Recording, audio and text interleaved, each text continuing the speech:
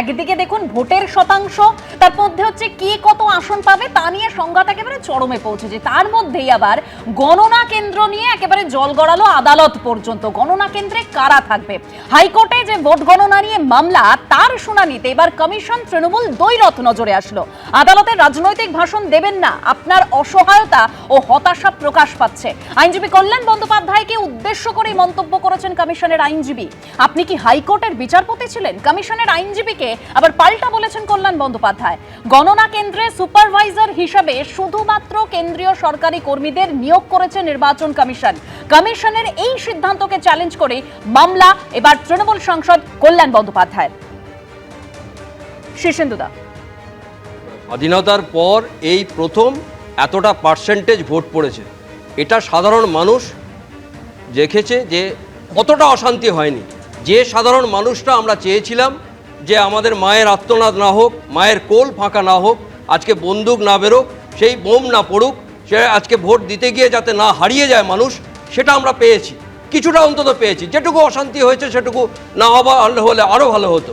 সেই জায়গাতে গণনা কেন্দ্রে কেউন থাকবে, কি যোগ্যতা থাকবে, সেটা ইলেকশন কমিশনের যে অবস্থায় নিয়োগ করেছেন বা নিয়োগ করতে যাচ্ছেন, সেখানে রাজ্য সরকারের কর্মচারী এবং কেন্দ্রীয় সরকারের কর্মচারী এরাই একমাত্র থাকতে পারেন।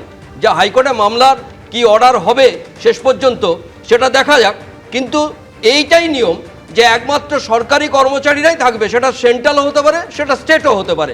আর একটা নিয়ম হচ্ছে যে এনারা যাদের থাকবে তাদের প্রত্যেকের নাম, তাদের কোন জায়গায় কি কাজ করেন, কোন তাদের রিটায়ারমেন্ট আছে নাকি না, সেই প্রতিটা জিনিস প্রতিটা জায়গায় নাম লেখা থাকবে। তারা কোন জায়গায় যাচ্ছেন, 3টে স্তরে যে গণনা কেন্দ্রের জায়গাতে কোন জায়গাতে ওনার পোস্টিং হচ্ছে, এগুলোই নিয়ম। আর এই নিয়মের প্রেক্ষিতে কোনো দল, রাজনৈতিক দল বলতেই পারেন যে শুধু সেন্ট্রাল নেওয়া হচ্ছে, কেন স্টেট নেওয়া হয়নি। এটা ইলেকশন কমিশন ঠিক করেন। ইলেকশন কমিশন কাকে প্রিসাইডিং অফিসার করবেন সেটা যেমন ঠিক করেন, কোন মানুষ গণনা কেন্দ্রে তার কর্মী হবেন সেটাও ঠিক করেন। কারণ তিনি কলেজ থেকে নেবেন না সেন্ট্রাল থেকে নেবেন, সেটা যেমন ইলেকশন কমিশন ঠিক করেন। এবার ইলেকশন কমিশন যেমন সংবিধানের 324 নম্বর এবং 326 নম্বর অনুচ্ছেদের মতো ভোটাধিকার প্রয়োগ কারা করতে পারে এবং ভোটের তালিকা যেমন সংশোধন করতে পারে, তেমনি ইলেকশন কমিশনের ওপর সেই ক্ষমতা থাকে যে গণনা কেন্দ্রে কোন কর্মী থাকবেন, কে সিকিউরিটি থাকবে, কোন জায়গা থেকে কোন সিকিউরিটি নেওয়া হবে, কোন জায়গায় নিয়োগ করা হবে, প্রত্যেকটা জায়গায় ইলেকশন কমিশন নিজেরা ঠিক করে। ইলেকশন কমিশন সমস্তটা ঠিক করবে। দেখুন 4 তারিখ ভোট গণনা, তার আগে আবার এই গণনা কেন্দ্র নিয়ে মামলা একেবারে হাইকোর্ট পর্যন্ত গড়ালো, কিন্তু এখনো পর্যন্ত রায়দান স্থগিত রয়েছে। তাই কি রায় সেদিকে অবশ্যই আমাদের নজর থাকবে। এবিপি আনন্দ, এগিয়ে থাকে, এগিয়ে রাখে।